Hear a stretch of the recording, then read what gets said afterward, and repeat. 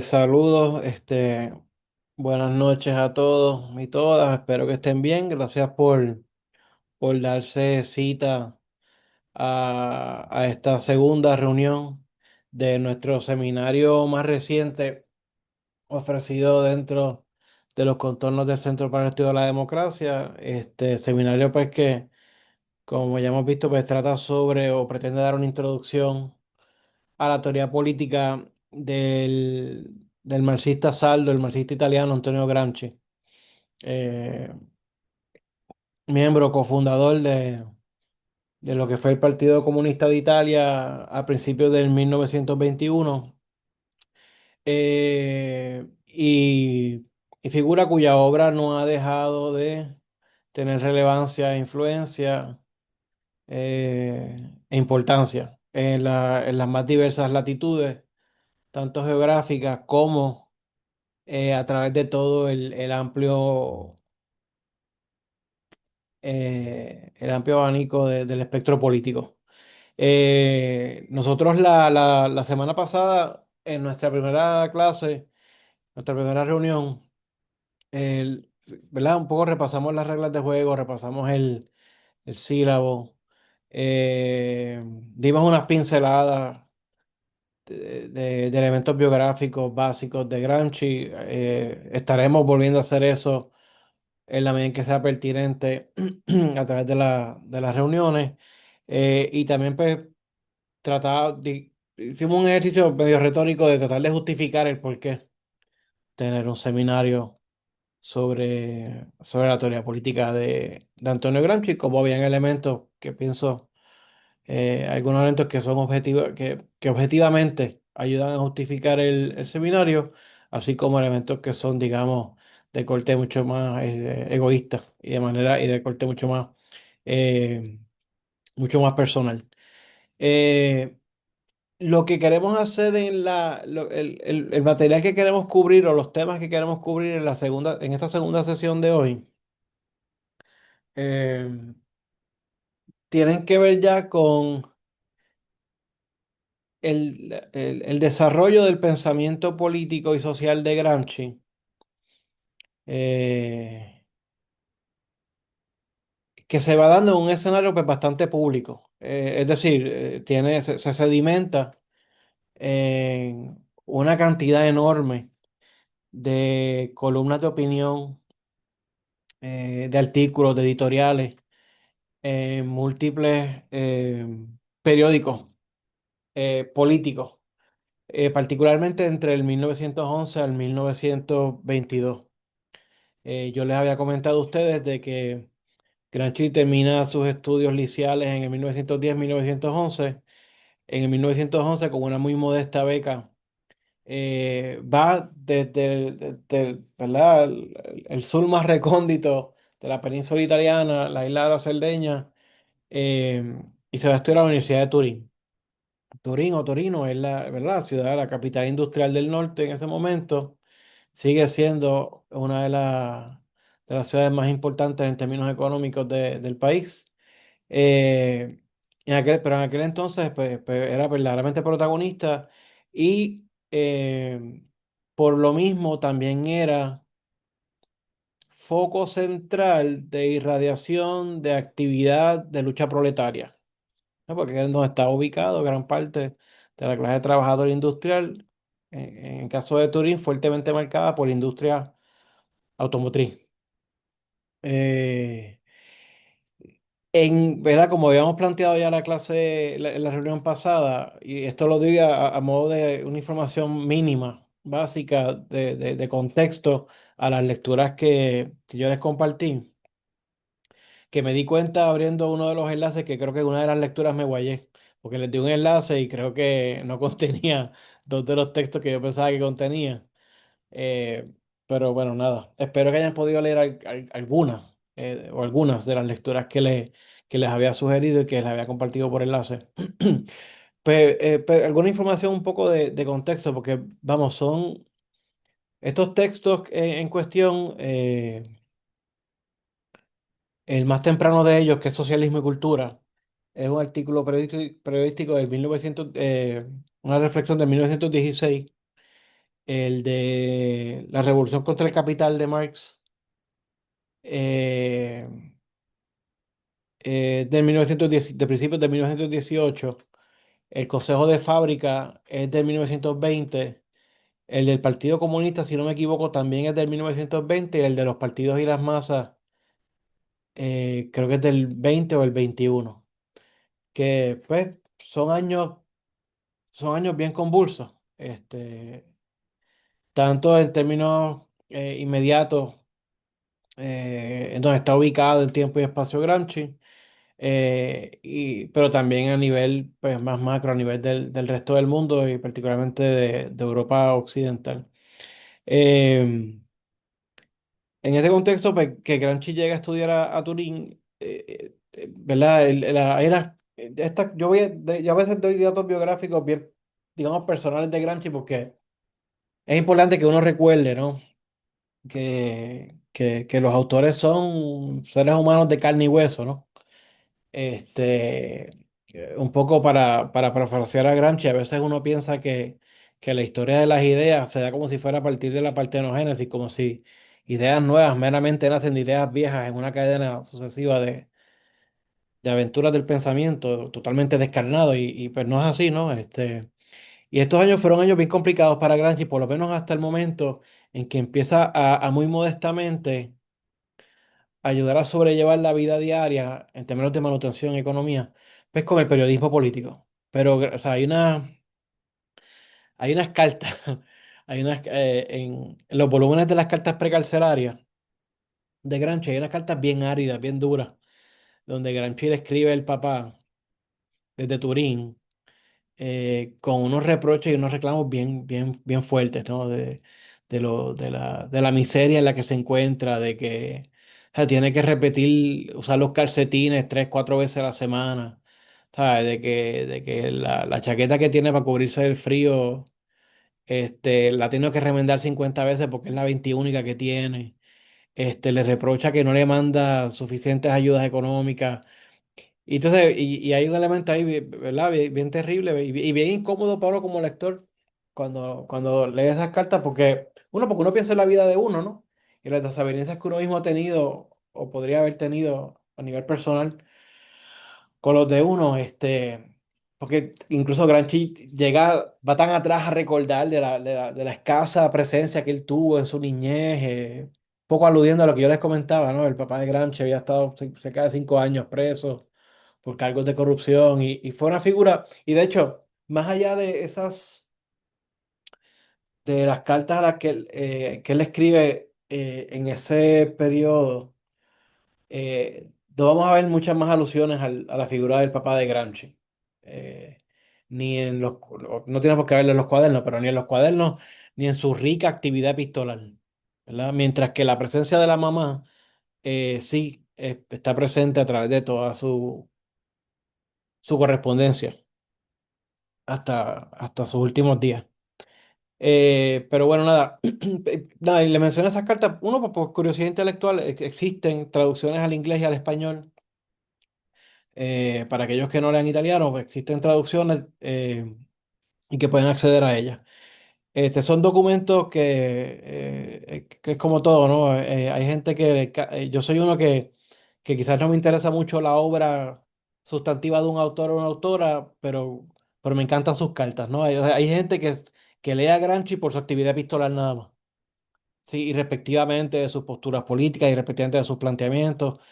Pues nada, son documentos bien ricos en términos literarios, bien humanos, en términos humanos, y se los menciono por si quieren, fuera de su interés. Eh, y cuando llega Gramsci a Turín, aunque ya Gramsci había tenido un acercamiento bien escueto a cierta literatura de corte socialista por parte de uno de sus hermanos, de Genaro, eh, no es hasta Budal Saturín que empieza a hacer dos cosas a la misma vez. Uno, a cada vez, a cada vez más empaparse de literatura, ¿verdad? De leer mucho, mucho, mucho. Y dos, pues, en la medida en que incursionaba en la militancia política, pues a aprender de manera muy directa, pues cómo se bate el cobre en materia de la política, ¿no? O sea que es un proceso de aprendizaje brutal. Y pues, y como les planteaba en la reunión pasada, la militancia política en algún momento sencillamente ocupa toda su atención hasta el momento en que pues, sencillamente deja los estudios. Eh, entonces, pues queremos ver cómo Gramsci va desarrollando su pensamiento político durante esta época, ¿verdad? Es una época que está marcada, pues vemos, la toma de conciencia del contraste radical entre el norte y el sur dentro del contexto de Italia, que está marcada por el advenimiento al poder, primero como fuerza extra parlamentaria, extra gubernamental, del fascismo a su advenimiento en el último tercio, en la última parte de 1922, a ascender a la jefatura del gobierno de Mussolini, el partido fascista, ¿verdad? Que marcamos históricamente en términos simbólicos a partir de la marcha sobre Roma en octubre del 1922. Poco después, el rey Víctor Emanuel nombra cabeza de jefe de gobierno a Mussolini. O sea, que es ese contexto, pero digamos que eso corona la ascendencia del fascismo, pero de una actividad de lucha y de violencia que fue cada vez más, que fue escalonando cada vez más desde el 1916, 1917, 1918, con la presencia cada vez más de los llamados fascisti combatimientos, ¿verdad? Las bandas de combate, a las que acudían muchas veces grandes terratenientes, particularmente como fuerzas para proteger su dominio, sus tierras y también para empezar a ayudar a amedrentar lo que veían como una gran amenaza roja, porque en este contexto también, en parte, por lo menos en parte, la ascendencia del fascismo y de que ciertos sectores económicos y sociales se hubiesen visto prestos a apoyar estas formas y maneras políticas que incurrían incluso en la violencia, en parte respondía pues, a una preocupación real por la puesta en precario de sus intereses materiales por ascendencia del socialismo, ¿verdad? Es decir, ya a la altura del 1914, 1915, el Partido Socialista Italiano era qué sé yo, la segunda fuerza más importante en términos políticos, en términos organizados. Eh, y eso, y el movimiento, perdón, el movimiento obrero organizado también estaba en ascendencia. Que eso pues un poco se prestó pues, para que ciertos sectores acomodados empezaran a darle apoyo y recursos a las bandas fascistas. Este es el contexto, obviamente, pues, de la Primera Guerra Mundial, ¿ya? De 1914, 1918, 1919, los estragos que eso implicó. Pero más allá, ¿verdad? Porque, pues, nos vamos a preocupar un poco más por las cuestiones intelectuales y teóricas, pero más allá de los estragos materiales que implicó en términos de las partes concernidas en el conflicto, los estragos que implicó para el mismo movimiento socialista, porque un poco la la Primera Guerra Mundial es lo que acaba de dar el tutazo final para que se termine de desmembrar la Segunda Internacional de los trabajadores, porque este, pues la mayoría de los partidos socialistas se fueron, eh, se fueron a fuego apoyando la intervención de sus respectivos países en el conflicto. Las dos grandes excepciones, el Partido Laborista en Inglaterra y el Partido Socialista Italiano, que aunque en un primer momento titubea, sí logra, finalmente formalmente mantiene una posición de neutralidad. Eh, en el contexto de la ciudad de Turín, el periodo del 1919 al 1920, ¿verdad? Se le conoce como el Bienio Rojo, pues porque son 2 años, son más de 2 años, pero durante 2 años hay una actividad insurgente, subversiva, militante bien fuerte en la industria automotriz. Incluso por espacio de semanas, algunos meses, en algunos casos, los trabajadores llegan a tomar el poder o el control de algunas de estas empresas, ¿verdad? Y esa experiencia, como vamos a ver ahorita, cuando nos acerquemos a comentar el texto del Consejo de Fábrica, es una experiencia que en el caso de Gramsci, que es en que nos estamos enfocando, pues llevó a un replanteamiento, a un repensar de posturas importantes, de posturas políticas importantes. Entonces, pues lo que vamos viendo, lo que queremos ir viendo entonces es cómo se va articulando y cómo va cambiando y cómo se va modificando ese marxismo de Gramsci. Este, o cómo el pensamiento de Gramsci se va haciendo cada vez más marxista. Eso podría ser otra forma de decirlo, ¿verdad?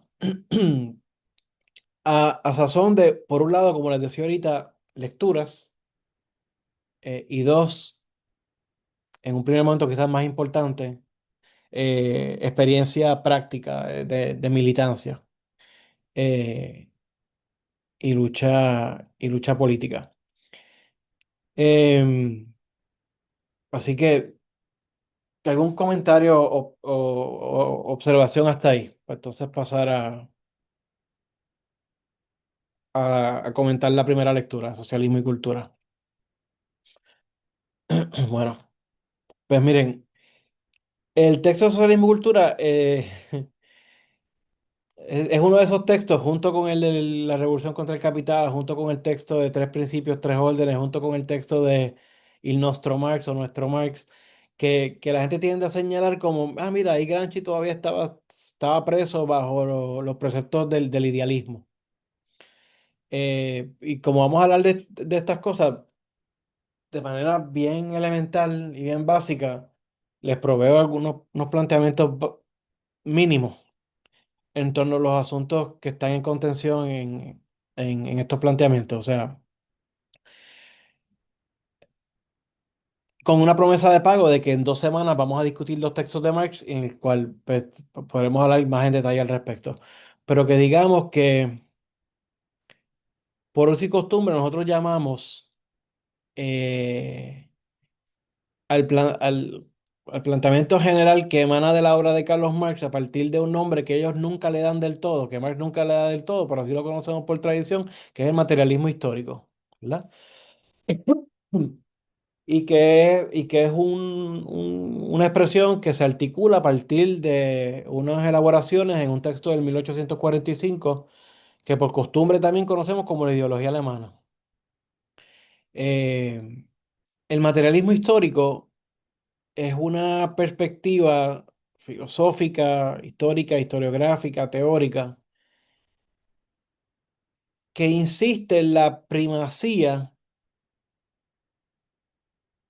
de el cambio histórico, no sé cómo decirlo.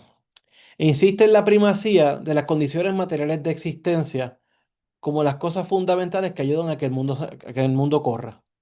O sea, es decir, el materialismo clásico, no el histórico, el materialismo clásico filosófico, como digamos, el de Ludwig Feuerbach, te diría, para contrarrestar frente al idealismo de Hegel, te diría, pues, el hombre es lo que come, ¿verdad? Estoy sacando fuera de contexto una cita textual de Feuerbach. El hombre es lo que come. Y claro, Feuerbach no es un imbécil. Feuerbach sabe que el hombre no es solamente lo que come. Y que el ser humano es capaz de producir grandiosas cosas. Pero el sine qua non, la condición sin la cual el ser humano necesita necesariamente, valga la redundancia, como precondición para todas las otras cosas grandiosas a las que es capaz de hacer, es que tiene que satisfacer sus condiciones materiales, su biología. Tiene que satisfacer sus necesidades materiales como ser natural. Pues el marxismo, perdón, el materialismo histórico un poco recoge el planteamiento de la primacía ontológica de lo material, de que el mundo es finito, que los seres humanos son en última instancia seres concretos, naturales, materiales, pero lo empata, lo articula a un elemento, al elemento que rescata a su vez del idealismo, que es la importancia de la historicidad. Sí, lo material es importante, pero lo material hay que dejarlo de concebir, diría un joven Marx. Hay que dejar de hacer como hacía Feuerbach, dice Marx, que es concebir que hay tal cosa como una esencia genérica natural del humano. La Marx dirá, ¿pero qué caramba es eso del ser genérico del hombre natural? Eso no, eso es una abstracción, es decir, como si el ser humano no tuviera historia, no cambiara. Y de ahí es que entonces un poco Marx trata de hacer una articulación entre el elemento, el dinamismo del idealismo hegeliano que plantea la naturaleza transitoria de lo real, de que todo está en un continuo devenir o continuo cambio, y lo empata con el punto de partida ontológico materialista.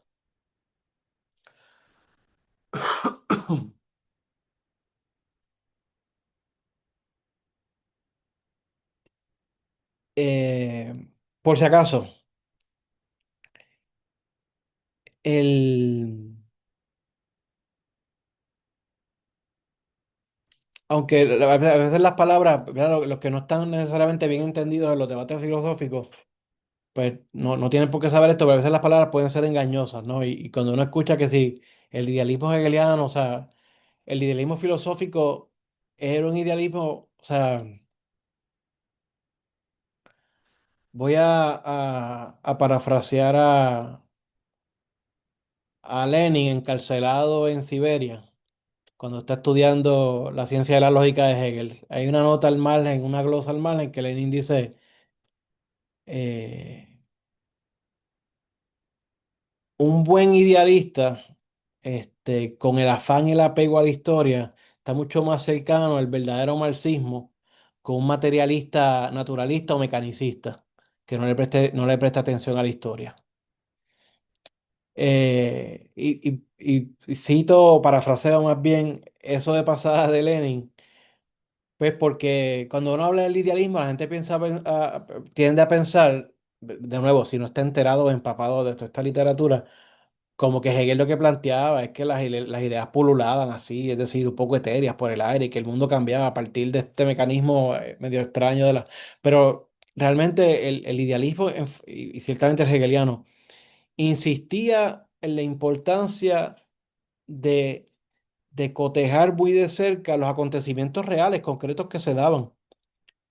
Y sí, enfatizaban la transitoriedad de lo real. Un poco el elemento idealista, digamos, estaba en unos tenets, en unos fundamentos, pues digamos como el punto de partida, ¿verdad? El punto de partida en el idealismo hegeliano es que esto, el devenir, nosotros, la cultura, el desarrollo de las culturas humanas, la historia, pues no es otra cosa que la experiencia de lo que Hegel llamaba el espíritu absoluto o el Geist en una búsqueda incesante por conocerse a sí mismo cada vez mejor.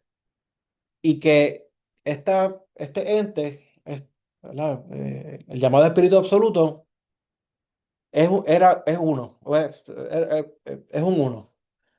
Pero para conocerse mejor, se desdobla, del uno se hace dos. Es el mismo, aún haciéndose dos, pues es el mismo. El uno se desdobla, se hacen dos, y se desdobla para poder percibirse y conocerse mejor.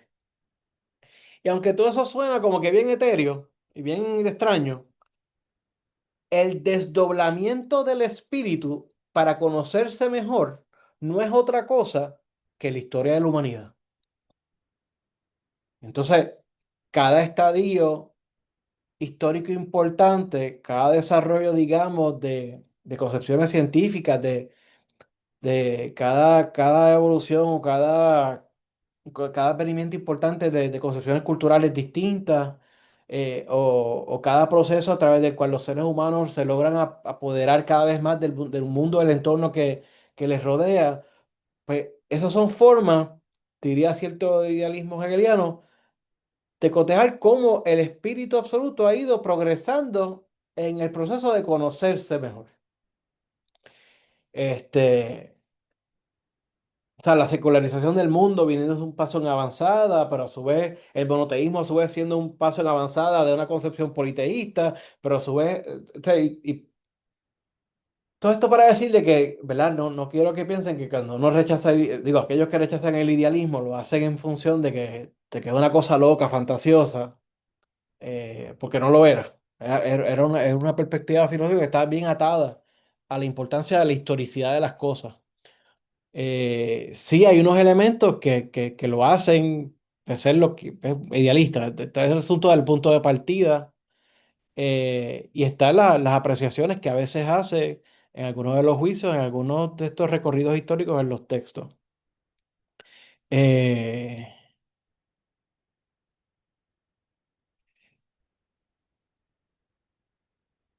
el mejor Marx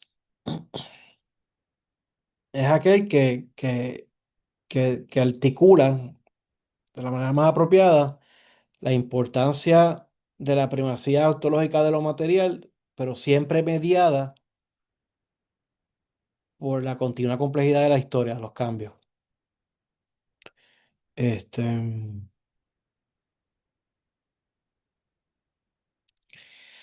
pues, ¿por qué menciono eso? Es mucho más complicado que eso, pero yo lo pude haber explicado de una manera más sencilla de lo que me salió. Pero pues estoy un poco disparando, no disparando a la baqueta, pero estoy un poco... eh, pero menciono eso porque en estos textos que vamos a, estos, particularmente estos primeros dos o tres textos que yo asigné, el debate interpretativo sobre ellos es siempre la cuestión de cuán idealista sigue siendo Gramsci a pesar de que se dice ser marxista, ya. O cuánto está avanzando Gramsci en ser marxista, en cuánto Gramsci está avanzando en ser materialista, o mira las incrustaciones todavía que tiene de los residuos del idealismo. Y pues en parte tiene que ver con que, o sea, bueno, eso, pero el entorno en el que Gramsci se mueve, perdón, el entorno en el que se mueve el socialismo internacional en el momento, es uno que está repleto de, perdón, que está marcado fuertemente por la presencia del positivismo y de la razón científica. Este, pero en el ambiente cultural en el que Gramsci se forma, el intelectual más grande, más reconocido del momento, pues es el representante más importante del idealismo en Italia, que es Benedetto Croce. Entonces, y esto lo comento, pues cuando Gramsci se acerca, digamos, al marxismo, se acerca a, a estas lecturas, pues es solo natural que coge, digamos, de estas influencias, porque es que no es solamente Gramsci, es que el idealismo permeaba grandemente en el ambiente académico y cultural de Italia.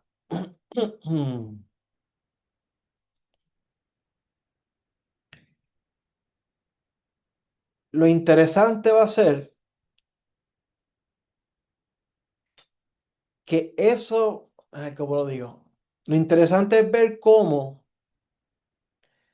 eso que hace tal vez del marxismo del joven Gramsci disque idealista o más voluntarista o más subjetivista, que es, digamos, la presencia de una tradición filosófica que supuestamente no cabría dentro del marxismo, es lo que precisamente distingue las posiciones de Gramsci de otros socialistas de la época que estaban en este viaje hiperteleológico del cambio social, hiperevolucionista del cambio social y mecanicista. Eso es decir, estoy pensando en una figura en particular, estoy pensando en la figura de Karl Kautsky, ¿verdad? Que fue el líder más importante del socialismo internacional como por espacio de, 30 años después de Engels, no sé. Este, y para Kautsky, el socialismo era inevitable. O sea, es decir, la historia se daba a través de estas etapas de sucesión y de evolución, porque no hay mucha dialéctica en Kautsky de cierta época, y que sencillamente uno, o sea, estoy simplificando, ¿verdad? Pero que un poco uno podía optar por intervenir o no intervenir para ayudar a avanzar las cosas, pero el derrumbe del capitalismo era inevitable. Y la revolución o lo que vendría a ser post la revolución, el socialismo, el comunismo, era inevitable. Y de que eso se iba a dar. Pero que la historia tenía que necesariamente tener que pasar por unas etapas históricas previas. Y eso es en el marxismo, ¿verdad? Pero eso es lo que está pasando en el siglo XIX y las ciencias sociales, ¿verdad? O sea, el siglo XIX es el gran siglo de la biología, es el siglo de Darwin. Cuando se inaugura la disciplina de la antropología, lo hace con Edward Bernard Tyler y Morgan y otros caballos, se da la mano de lo que después conocimos como la escuela del evolucionismo histórico, que planteaba precisamente que todas las sociedades se pasaban por las mismas etapas históricas y tal y tal. O sea, que eso está en el ambiente. Pero, sí pero de eso pecaba bastante la perspectiva de Kautsky. Pero eso tenía implicaciones prácticas, porque si para tú pensar en la posibilidad del socialismo y o el comunismo, desde esta perspectiva, pues tú aceptabas de que pues era necesario que se desarrollara primero el capitalismo y dos, que se desarrollara plenamente, con toda la explotación que eso implica.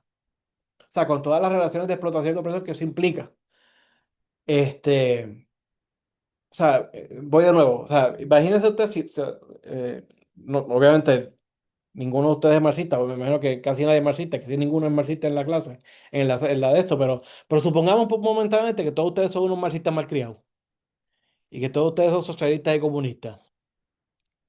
Imagínense que esto fuera un debate, ya vimos referencia a Marx y a Vera Sassoon en Rusia. Imagínense que usted está en Rusia, a la altura de los 1870. En Rusia no hay asalariados casi. No hay proletarios en el sentido moderno de la palabra. O sea, la gran cantidad de masas trabajadoras son campesinos. Y capitalismo como modo de producción que se impone para articular las relaciones económicas y sociales en el país, eso no existía. Entonces, imagínese usted en Rusia, dice: "Ah, no, es que a mí las ideas de Marx me interesan. Yo creo que sí, la abolición de la propiedad privada, yo creo que la abolición de esto, la abolición del Estado. Esto me interesa, pero según esta perspectiva, yo estando en contra de la opresión, yo tendría que sumarme como aliado a la incipiente burguesía para ayudarla a ella a hacer su revolución, que se implemente el capitalismo, se desarrolle plenamente el capitalismo, para que eventualmente se pueda concebir la posibilidad de que entonces surja la revolución para lo que yo de verdad estoy buscando". Y eso suena bien simplificador de mi parte, pero realmente esos son debates que se tuvieron. O sea, eh,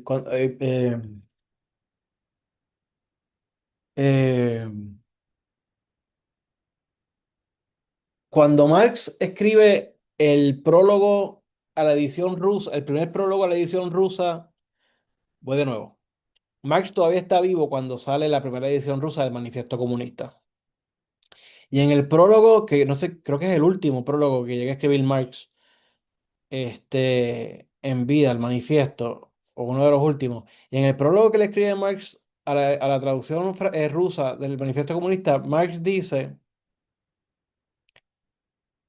que pudieran haber países, porque Marx hace el planteamiento de que hasta el momento, pues todo indica de que pues, el socialismo necesariamente va a ganar a partir de la intensificación de unas contradicciones y de unos antagonismos que están contenidos dentro del funcionamiento del capitalismo.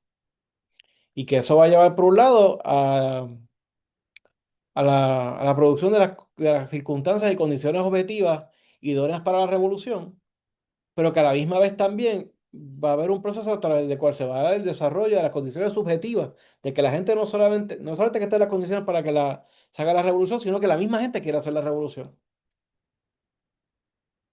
Y en ese prólogo Marx dice, mira, por la presión que está teniendo de la izquierda rusa del momento, de comunistas rusos, que dice, ¿cómo es posible que tú nos estés pidiendo tal cosa, ¿no? Que tengamos que esperar y unirnos a los burgueses para tal más cual.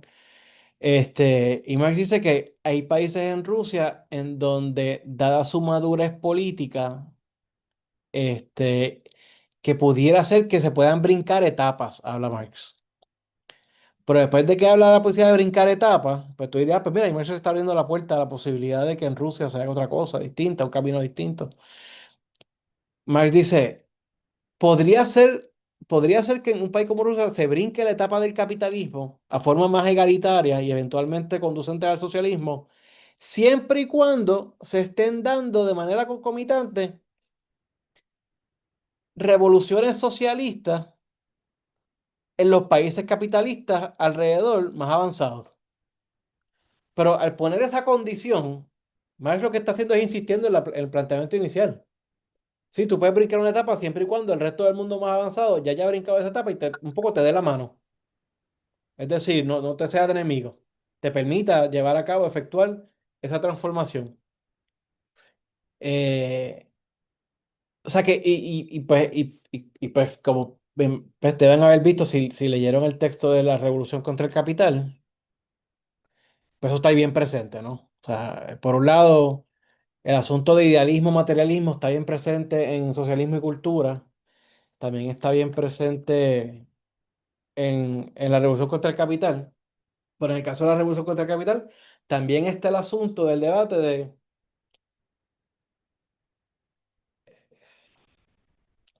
¿cómo llamarle ese debate? No sé, del determinismo versus el voluntarismo.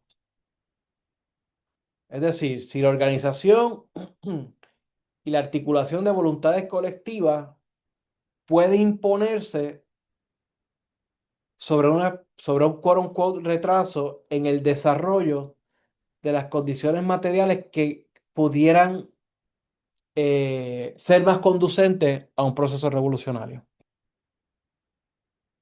Mm.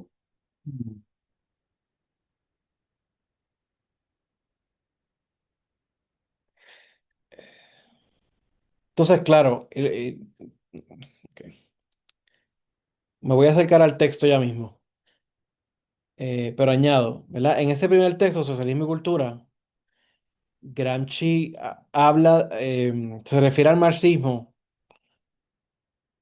o al materialismo histórico, como un canon de interpretación histórica. Y el marxismo puede ser muchas cosas, pero entre ellas, sí, es una perspectiva a través de la cual tú te puedes acercar a entender la realidad, ¿verdad? De manera tal que tú no tienes que ser marxista de la A a la Z, en términos políticos, y seguir viendo el mundo a través de una perspectiva, una óptica, un lente marxista.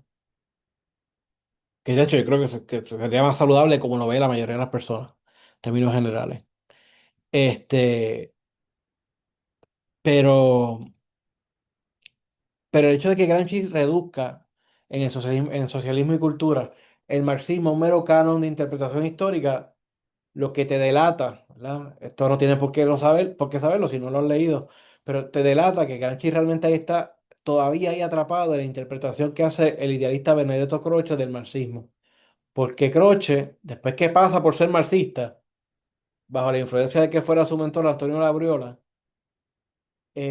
reniega del marxismo y como tiende a pasar muchas veces, reniega del marxismo y entonces le da su peor interpretación al marxismo. Lo que nunca hubiese hecho como militante lo hace ya, entonces pues renega el marxismo y reduce el marxismo y lo plantea. Croce dice pues que para los marxistas la economía funge, ¿cómo es esta expresión? Deus ex machina, como esta cosa mágica que todo lo puede explicar.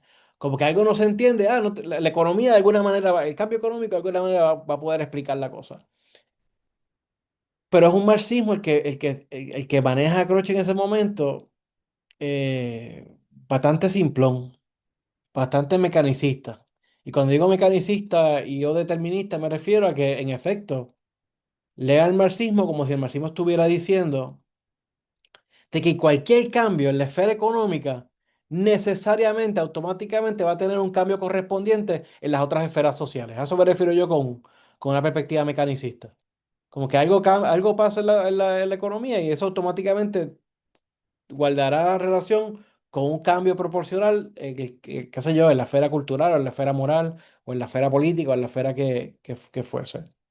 Cuando en el mismo Marx las cosas no son así, ¿verdad? Y cuando podamos discutir el notorio prefacio o prólogo de 1859 a la contribución de la crítica de la economía política de Marx, vamos a ver que la cosa, aún en un texto como ese, que es el que más se ha prestado para decir que Marx es un determinista, un economicista, van a ver que nada que ver, que es una cosa mucho más rica que esa. Pero todavía Gramsci está batallando con las influencias con las que está manejando. Entonces me acerco al texto.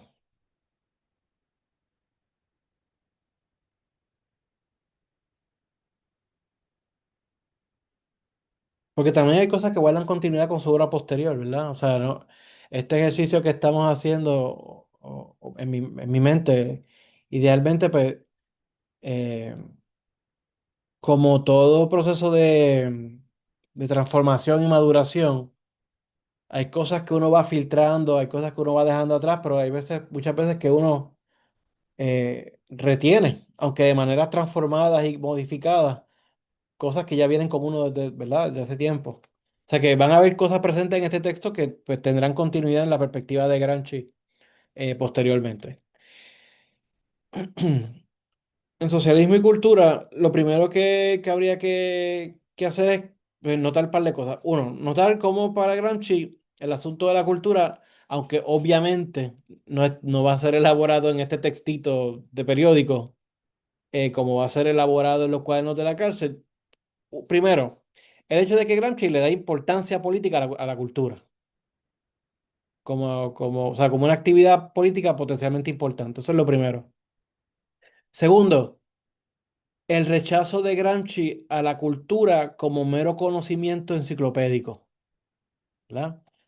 Eh, Leo, hay que perder la costumbre y dejar de concebir la cultura como saber enciclopédico en el cual el hombre no se contempla más que bajo la forma de un recipiente que hay que rellenar y apuntalar con datos empíricos, con hechos en bruto e inconexos, que él tendrá luego que encasillarse en el cerebro, como en las columnas de un diccionario, para poder contestar en cada ocasión a los estímulos varios del mundo externo. Y así como hay un rechazo de la cultura como mera acumulación del saber enciclopédico, hay un...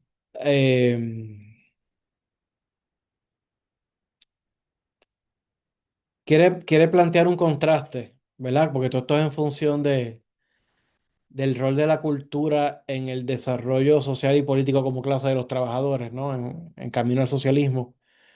O sea, el contraste que quiere establecer Gramsci entre la cultura y la pedantería, ¿verdad? La cultura no tiene por qué ser pedantería, de ahí también ese planteamiento con el cual comienza, ¿no? La cultura es en parte reflexividad, autorreflexividad. La cultura es un conocerte a ti mismo, o por lo menos parte de ella implica eh, ese cultivo de la reflexión en el individuo. La cultura es cosa muy distinta, es organización, disciplina del yo interior, apoderamiento de la personalidad propia, conquista de superior conciencia por la cual se llega a comprender el valor histórico que uno tiene, su función en la vida, sus derechos y sus deberes. Un texto que siempre se menciona como, para hablar de los vicios idealistas en Gramsci, pues un poquito más abajo, el hombre es sobre todo espíritu, o sea, creación histórica y no naturaleza. Aquí el marxista promedio, pues se espanta, digo, de un tiempo, de estos tiempos de antes, se espantaría, ¿no? Que eso de que el hombre es ante todo espíritu o creación histórica y no naturaleza. Eh,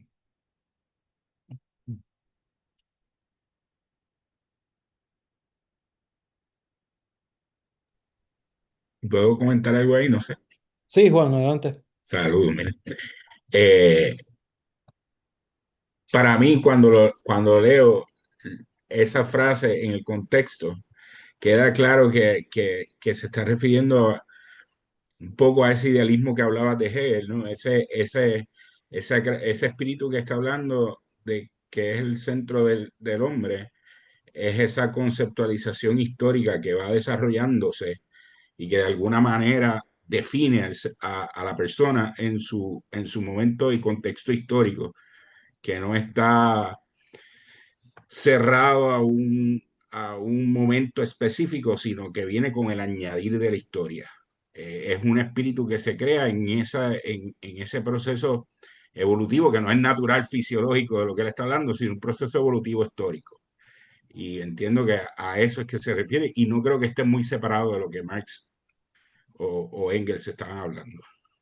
Yo suscribo casi completamente lo que estás diciendo. Yo creo que, este, digamos que, pues, en la academia se le quiere sacar siempre sangre a la piedra. Y yo creo que hay un asunto o sea, digamos que el gran pecado de Gramsci es realmente usar la expresión espíritu, ¿verdad? Porque incluso donde uno podría tal vez, si uno tratara de poner a prueba el marxismo este de Gramsci, la cuestión idealista versus materialista, donde tal vez uno ve la limitación, pero es que volvemos, hay que poner en perspectiva, esto es un artículo de opinión y bien breve, ¿verdad? Es un periódico que pretende, no sé con cuánto éxito, pero que pretende poder llegar a esa masa de trabajadores promedios que tuvieran las destrezas de leer y escribir. Pero un texto como ese, ahí lo que habría que es que, pues, mira, fíjate cómo Gramsci se enfoca, dejando de lado la cuestión de que somos más espíritu que naturaleza. Fíjate cómo el planteamiento de Gramsci se enfoca más bien en el debate de las ideas, importante como es desde la perspectiva aún la más materialista, el debate de las ideas como precursora del cambio político. Y de lo que adolece un poco el texto es, pero ¿dónde está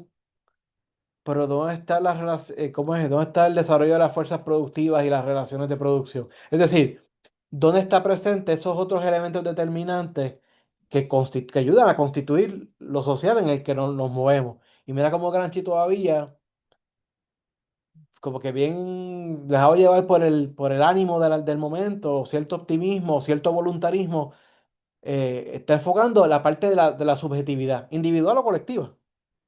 Mientras que tienen rezago o no menciona o no tiene casi presencia el elemento estructural dentro del cual se dan esas disputas. Pero sí suscribo plenamente contigo el asunto de que cuando Gramsci aquí menciona la palabra espíritu, pues es que tiene un peso bestial la palabra. Y digo, y lo primero que hay que decir, tiene un peso bestial ¿verdad? Y el contexto del catolicismo italiano y toda la vuelta, pues más aún, pero claramente es utilizado en ese sentido, creo yo. Yo quisiera pensar como tú que está siendo utilizado en ese sentido idealista e historicista. Que de lo que pudiera pecar, voy ahora contigo, David, que de lo que pudiera pecar es que pues se está dejando de lado el elemento estructural, para no decir meramente económico, sino el elemento estructural del resto de las condiciones materiales, las cuales nosotros nos movemos, las ideas se mueven, la política se mueve y todo lo demás. Pero estoy de acuerdo contigo. Incluso, yo no sé si ustedes han tenido oportunidad de leer este texto, y si no, es muy corto, antes de morir, traten de leerlo.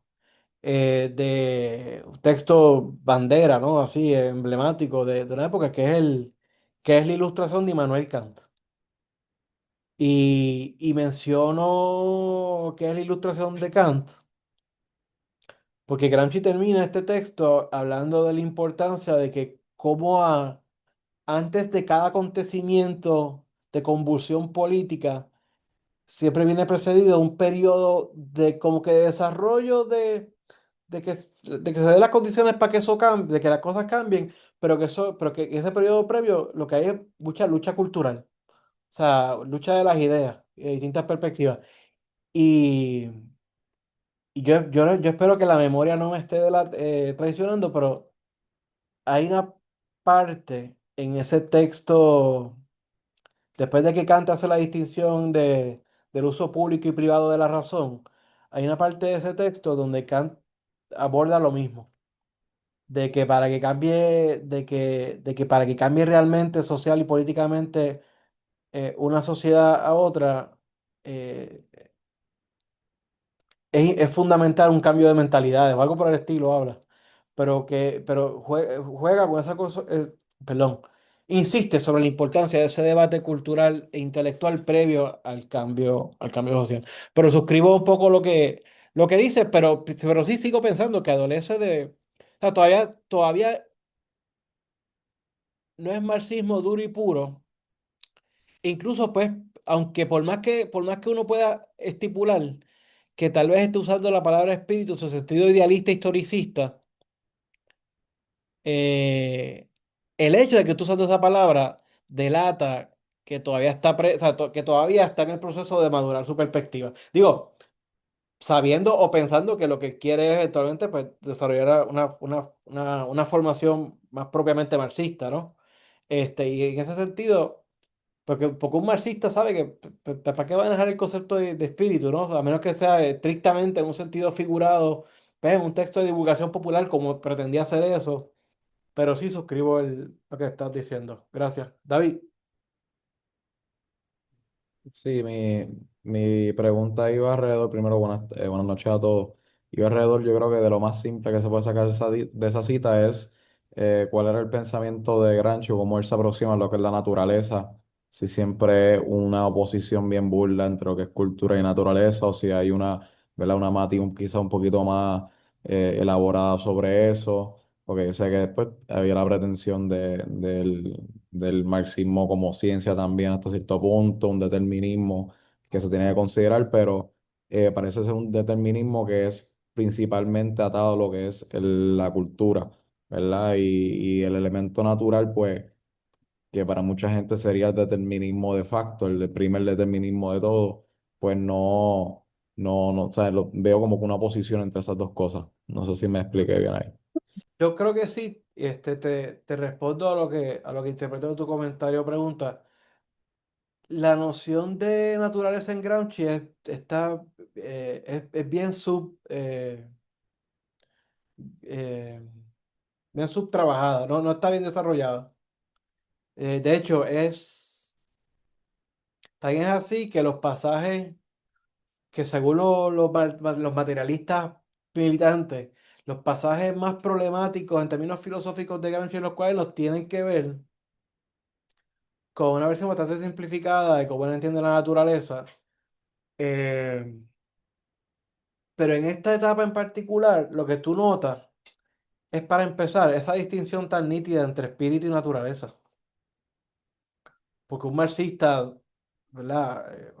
Un marxista duro, es decir, que ha apropiado, que ha internalizado y ha entendido de manera adecuada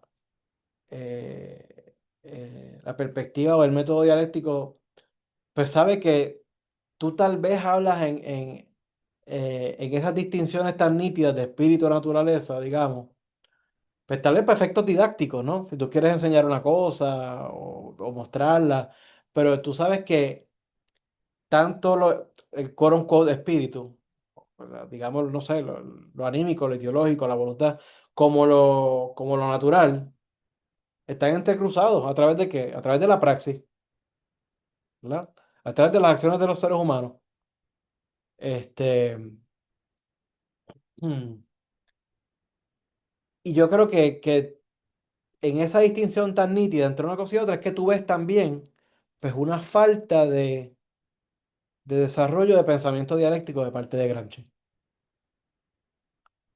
Y hay pasajes, lo menciono ahora porque francamente no visualizo, no tendría por qué mencionarlo en las sesiones cuando leemos los cuadernos, pero ya que está el tema planteado. O sea, Gramsci tiene unos pasajes en los cuadernos donde te dice que hablar de que imaginarnos del mundo natural sin los seres humanos presentes en ellos es un sinsentido.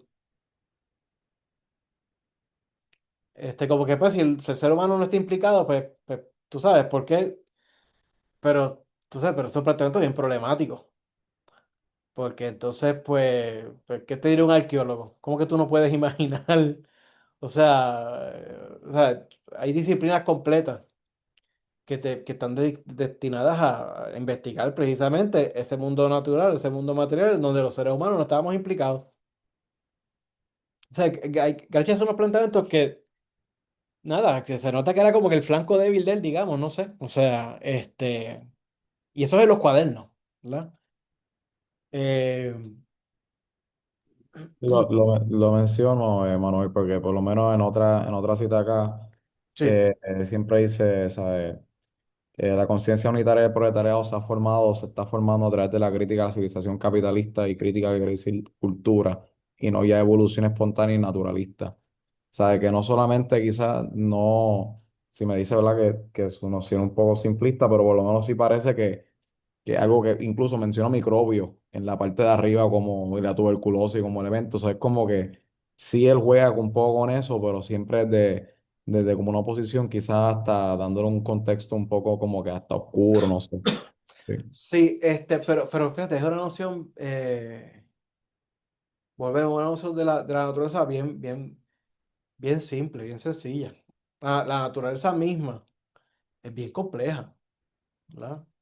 Incluso nosotros sabemos que la gente tiende a hablar de la teoría de la evolución de las especies de Darwin y se le da un bent bien forzado, bien teleológico y bien unidireccional cuando eh, en el mismo origen de las especies, pero en textos posteriores, el planteamiento de Darwin va más a una cuestión, para empezar es que el asunto este del más apto no alude necesariamente a la fuerza, pero eso es casi una obviedad. Pero más allá de eso, eh, la evolución de Darwin va por la onda de la ramificación de las cosas. Y hay branchings outs que no van en una sola, o sea, no todo está en el mismo carril en una sola dirección. O sea, que te digo todo esto porque la concepción que tiene Gramsci de la naturaleza es como bien, porque mencionan los microbios, pero es casi como una cuestión de lenguaje figurado. O sea, yo estoy seguro que Gramsci no sabe lo que estaba hablando, o sea, no quiero exagerar, pero como que tiene una concepción bien sencilla, bien, bien poco compleja de lo que es el mundo natural. Este, pero, volvemos, que es lo que quiero rescatar, que también lo rescaté del comentario que hizo Juan, y ahora lo rescato con el planteamiento que tú haces, David, es que ¿qué es lo que está enfatizando Gramsci? Gramsci te está diciendo, mientras que gran parte del socialismo internacional, la perspectiva de esa gente cojea de una pata según la cual lo más importante es las determinaciones externas a nuestra voluntad. Mi perspectiva es que no, o sea, es decir, están las circunstancias, pero nosotros podemos apoderarnos o irnos por encima o imponer nuestra voluntad sobre el curso de las acciones. ¿Ves? O sea, y porque hay otra cosa que siempre se le ha señalado a Gramsci, particularmente el Gramsci precarcelario, y que eso dice que va a ir cambiando, porque Gramsci, y a veces lo empatan, porque valdría la pena hacer la distinción. A veces a Gramsci, el joven Gramsci lo llaman idealista, a veces lo llaman subjetivista, a veces lo llaman voluntarista, a veces, pero, pero en este caso, yo creo que lo que está tratando de enfatizar es en que no hay que sentarse a esperar para que las condiciones estén maduras para un cambio social revolucionario, sino que el ser humano puede imponer su voluntad para acelerar ese proceso de desarrollo de las condiciones para el cambio. Y de que incluso el cambio puede suceder con suficiente fuerza y voluntad colectiva y respectivamente de que no estén maduras las circunstancias para ese cambio.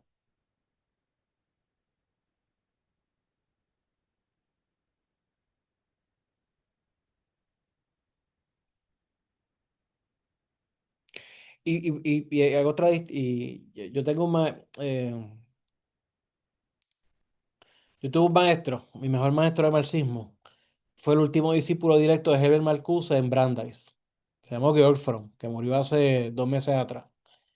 Y uno de los marxistas, uno de los más que marxistas, uno de los conocedores más importantes de Marx, de la obra de Marx, en este hemisferio. Eh, y si les interesa, les puedo pasar.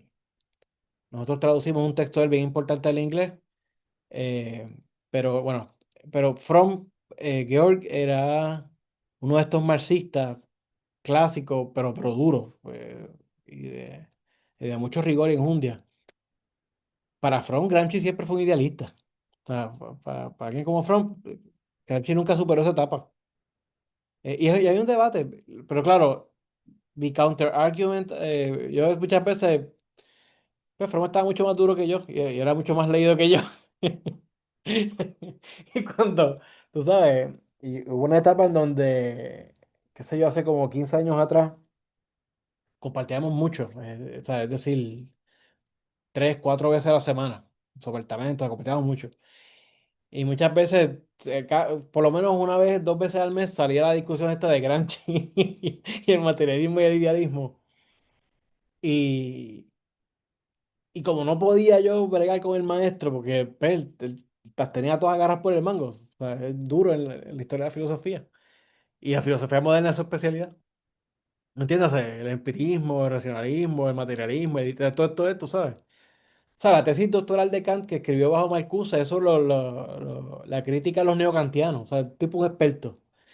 Este, pero yo le decía al fin de, yo decía, pero Fromm, a fin de cuentas, olvídate qué importa si, en términos epistemológicos y filosóficos, si la cuestión, si peca de cierto idealismo, si es más materialista, menos materialista, cuando si lo que tal vez está, lo que si lo que estuviéramos evaluando es sus intervenciones y sus planteamientos propiamente políticos, es inconsecuente la cuestión, no es que sea inconsecuente, pero la cuestión epistemológica o filosófica, pues, un poco debería ir a la parte, ¿verdad? Takes a back seat, ¿no? Y entonces ahí el debate no sería si es más o menos materialista o idealista, es el debate de la cuestión de qué puede más, ¿no? La estructura dentro de la estructura y los elementos determinantes de esa estructura sobre las acciones de uno o las acciones de uno pueden en efecto lograr imponerse. O uno o estamos irremediablemente eh, eh, atados a una conjunción inestable de equilibrios relativos entre ambas cosas, en posición de voluntad frente al poder que tienen las circunstancias que ejercen presión sobre nosotros y nuestras acciones.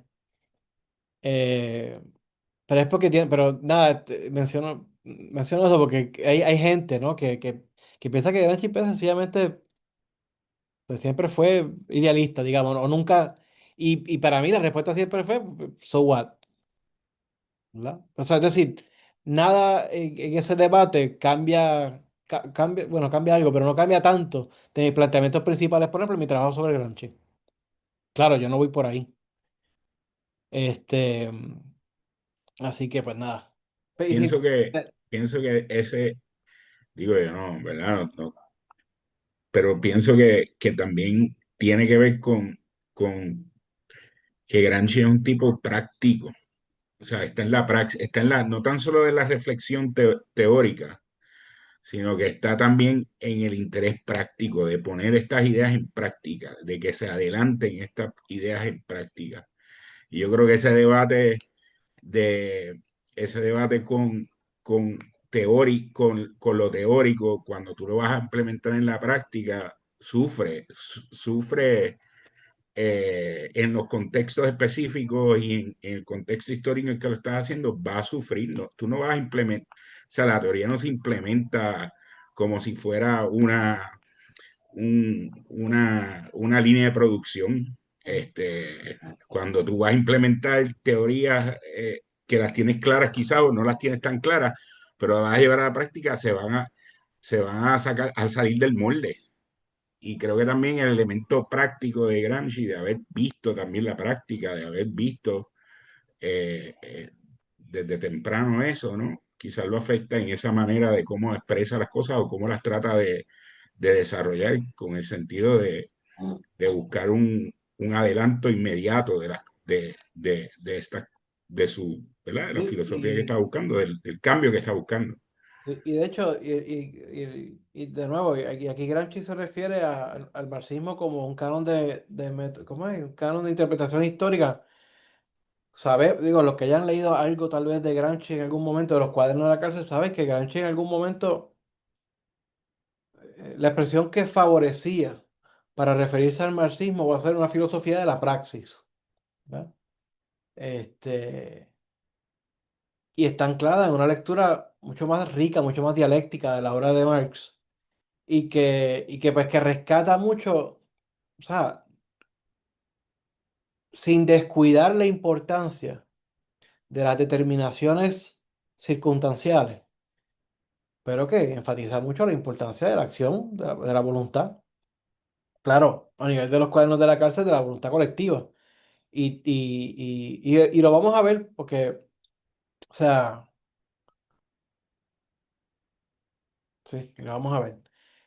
Los invito a pasar a la revolución contra el capital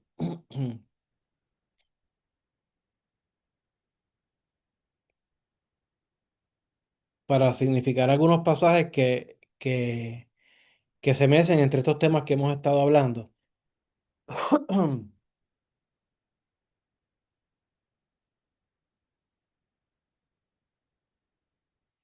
El segundo párrafo comienza.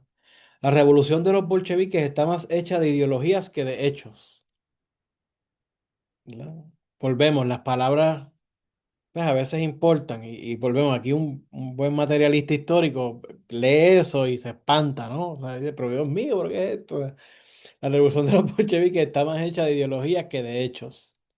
Por eso en el fondo poco importa saber más de lo que sabemos ahora. Ay, mi madre, o sea, es la revolución contra el capital de Karl Marx, ¿verdad? El capital, pero aludiendo al título del volumen uno del capital, del libro de Marx. Es la revolución contra el capital de Marx. El capital de Marx era en Rusia el libro de los burgueses más que el de los proletarios. Era la demostración crítica de la fatal necesidad de que en Rusia se formara una burguesía, empezara una era capitalista, se instaurase una civilización de tipo occidental, antes de que el proletariado pudiera pensar siquiera en su ofensiva, en sus reivindicaciones de clase, en su revolución. Los hechos han superado las ideologías. Un poco lo que comentaba Juan hace un minuto. Los hechos han superado las ideologías. Los hechos han provocado la explosión de los esquemas críticos en cuyo marco la historia de Rusia habría tenido que desarrollarse según los cánones del materialismo histórico.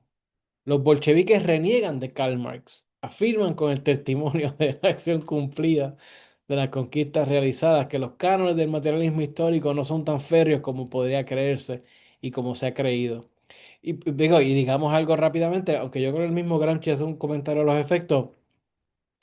Uno, esa visión teleológica, eh, esa interpretación hiperteleológica del marxismo, según el cual la historia está predeterminada en cierta dirección y que va a culminar necesariamente con el socialismo y luego el comunismo, es una hipersimplificación de la obra de Marx. El volumen uno de Marx eh, no, para empezar que no es un volumen sencillo, es complicado. Y dos, no dice nada de esto que está, ¿verdad? Yo estoy suponiendo que Gramsci está usando a propósito usar el título del libro de Marx un poco para jugar con esta cuestión, pero que es una cuestión estrictamente polémica, porque en honor a la verdad no es ni la obra de Marx en general, ni el volumen uno del Capital dicen tal cosa como lo que está planteando. Él sí está atacando la perspectiva dominante en el socialismo internacional de la época, de cómo interpretan el marxismo. ¿Verdad? Más abajo, eh, ¿verdad? Y sin embargo, también en estos acontecimientos hay una fatalidad. Y si los bolcheviques reniegan de algunas afirmaciones del capital, no reniegan en cambio de su pensamiento inmanente, vivificador. No son marxistas, y esto es todo. No han levantado sobre las obras del maestro una exterior doctrina de afirmaciones dogmáticas e indiscutibles. Viven Entonces, eh, bueno, eso ahí se sobreentiende. Pero hasta ahí, ¿verdad? Digamos, una persona no lo lee, pues, no hay peor problema. Pero entonces aquí viene Gramsci. Vive en el pensamiento marxista, el que nunca muere, que es la continuación del pensamiento idealista italiano y alemán. Y que en Marx se había contaminado con incrustaciones positivistas y naturalistas.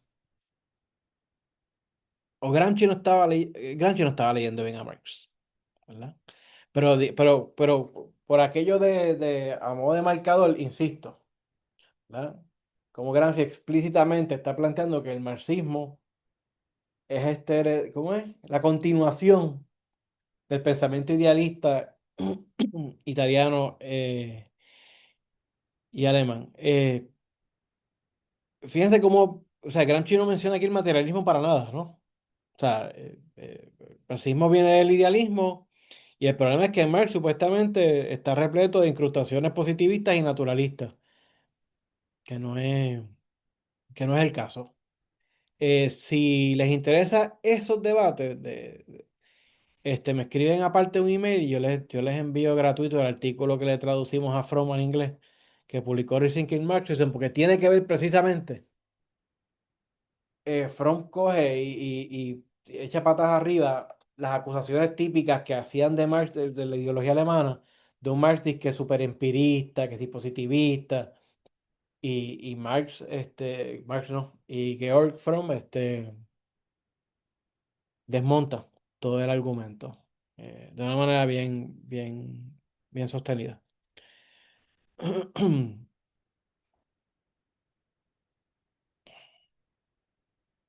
Y termino el pasaje completo, ese párrafo completo.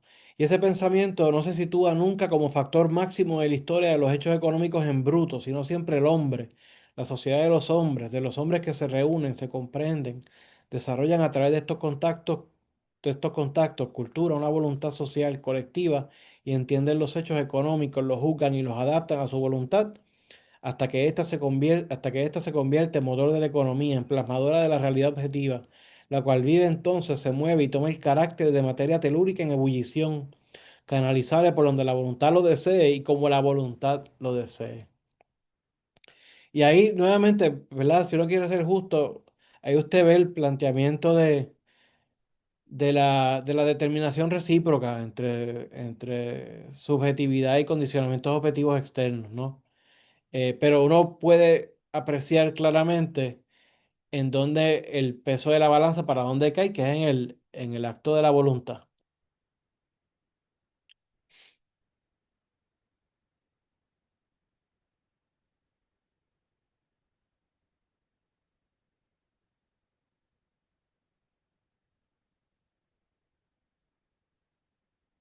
Oigan, o sea, no vamos a hablar aquí de historia muy detallada, o sea, así, en términos bien generales, pero miren si esto peca de un fervor, ves que es del momento, eso es lo otro, somos seres humanos nuevamente, ¿sabes? Gramsci está escribiendo esto 2 meses y medio, mes y medio después de la conquista exitosa del poder por parte de los bolcheviques.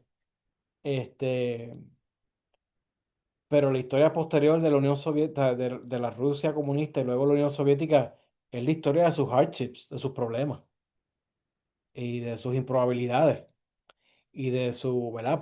O sea, por eso es que se le llama la experiencia del socialismo realmente existente, porque fue un socialismo que no fue, o sea, que no fue socialista, o sea, en el sentido que se pretendía.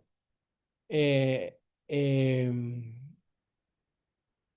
y estoy consciente que estoy simplificando, pero hay mucho que se podría argumentar de parte de la adversidad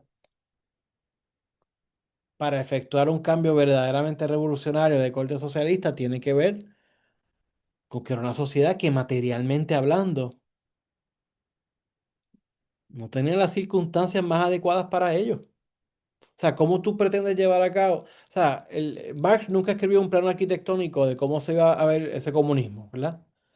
O sea, en ese sentido, Marx es, ¿verdad? Genuinamente materialista histórico, porque es que sabe que tú puedes prefigurar ciertas cosas, tú puedes ponerte metas, tú puedes contemplar y conjeturar, pero tú no puedes de antemano elucubrar un plano arquitectónico completo de cómo va a ser esa sociedad socialista, comunista futura. Pero sí tenía un par de cosas claras, por lo menos de su perspectiva. El comunismo implicaba por lo menos tres cosas fundamentales, y en este orden lexical. La abolición de la propiedad privada, la abolición de las clases sociales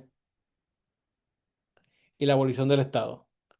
Y el orden lexical es importante porque la abolición de si tú aboles la propiedad privada, tú aboles las condiciones de posibilidad tú aboles o eliminas eh, lo que efectúa o lo que permite la existencia de clases sociales. Y si tú aboles las clases sociales,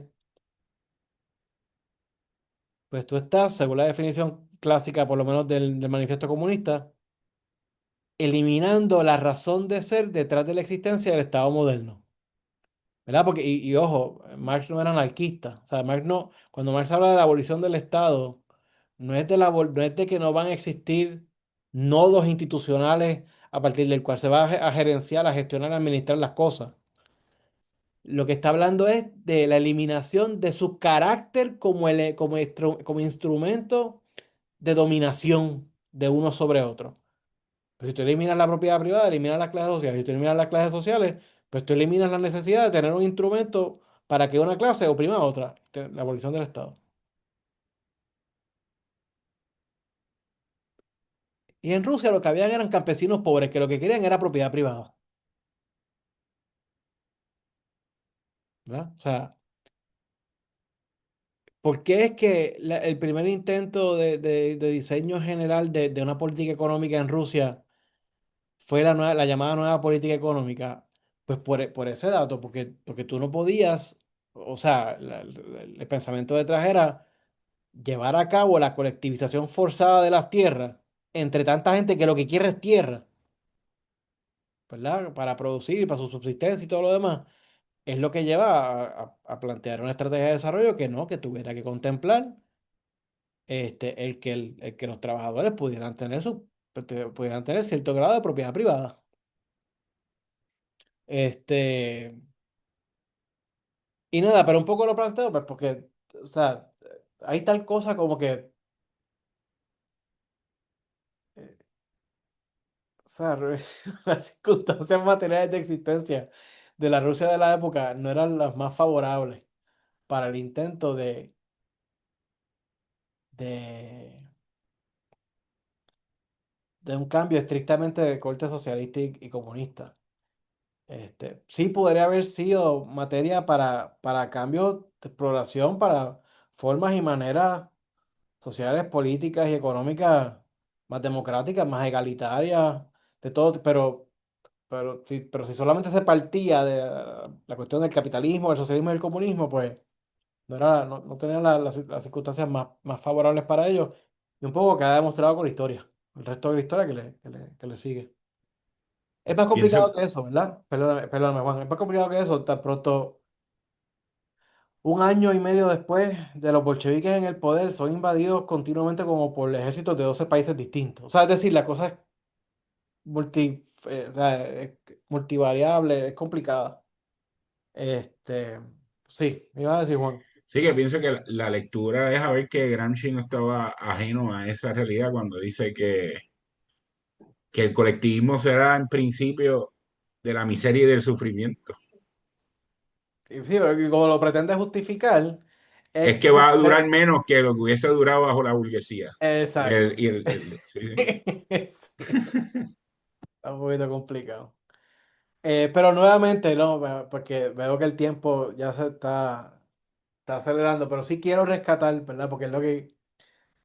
Porque si no me equivoco, el próximo texto, si ya hay un salto cualitativo, creo yo, tanto en términos políticos como en términos de análisis, eh, en Gramsci, pero quiero enfatizar de que la razón por la cual yo asigné socialismo y cultura y la revolución contra el capital, y hay tres o cuatro o cinco textos también bien simbólicos de esta etapa, es para que ustedes vean todavía un Gramsci que es políticamente socialista y revolucionario, se entiende revolucionario, pero todavía su perspectiva teórica está cambiando, ¿no? Se está nutriendo, ¿verdad?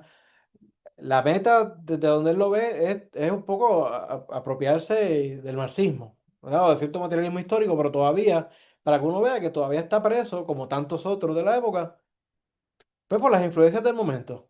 Pero que, volvemos, eh, haber pecado de cierto idealismo lo hace ver con más esperanza y con más optimismo y favorecer la causa de los comunistas en Rusia frente, por ejemplo, a un Kautsky que desde antes de la Revolución Rusa y el resto de sus días hasta morir, no hizo más nada que combatir a los soviéticos y decir que cómo la cosa no era por ahí. Este, y respectivamente de quién tiene la razón a la larga, porque no se trata de eso, es más bien de que a lo que voy es que es esa influencia idealista lo que hace que el marxismo de Gramsci en ese momento lo distinguiera del mainstream, del marxismo mainstream, del marxismo mainstream, que era por la onda determinista, economicista, evolucionista y tal. Ya el próximo texto, por el cual empezaremos la sesión que viene, que es el Consejo de Fábrica, ahí usted ve varias cosas. Para empezar, que va a empezar a ver un poquito, un cambio en el lenguaje que usa Gramsci. Y en vez de hablar de naturaleza y economía, espíritu y naturaleza, Gramsci va a empezar a hablar con conceptos como desarrollo de fuerza productiva, las relaciones sociales de producción. Que tú sabes que es que Gramsci ya está leyendo a Marx. O sea, o por lo menos ese Marx de la crítica a la economía política. Porque ya eso es, o sea, es como cuando en Marx tú... hay un momento en que Marx deja de hablar, por ejemplo, bastante, o sea, deja de hablar de sociedad civil y Estado y empieza a hablar en este otro lenguaje que tiene que ver con estructura, superestructura, relaciones de producción, fuerzas productivas, ese tipo de cosas. Y, pues en Grecia hay algo parecido. Tú ves que va dejando expresiones más generales, que son muchas más abiertas a disputa, como planteamos ahorita más temprano en la reunión, a un lenguaje que es mucho más técnico. Y tú dices, ah, te está leyendo Marx. Y se refleja. Y lo otro que está pasando es que Gramsci está metido de lleno en la lucha proletaria en las fábricas. Está participando de las huelgas, está tratando de ejercer cierta acción organizativa de la cosa, está tratando de impulsar la causa a través de un periódico que él y sus compañeros más cercanos se fundan, que se conoció como el Orden Nuevo, el Orden Nuevo. Y uno va viendo eso. Entonces, claro, les adelanto.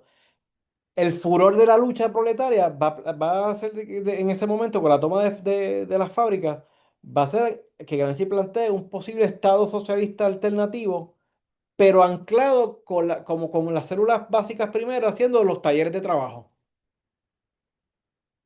supeditando, menospreciando un poco la importancia, perdón, primero, y enfatizando la autogestión obrera y la autoorganización de los trabajadores.